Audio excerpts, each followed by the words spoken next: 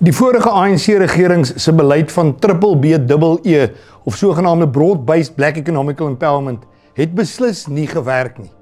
Nou hoor ons dat daar 100 biljoen rand is wat hulle weer eens in 'n sogenaamde transformasiefonds wil instort. Vir my klink dit baie meer na 'n plunderfonds want ons het gesien wat in die verlede gebeur het. Breë ekonomiese bemagtiging het nie plaasgevind nie, maar 'n klein porsie van die elite bo het keer op keer bevoordeling getrek.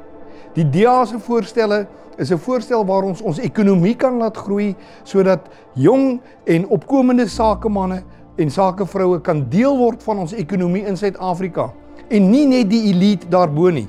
Hierdie fonds gaan verseker dieselfde pad stap as wat soveel ander fondse in die verlede gestap het. Dit gaan 'n plunderfonds wees en nie 'n fonds wat daar is om Suid-Afrika en al sy mense tot voordeel te wees nie.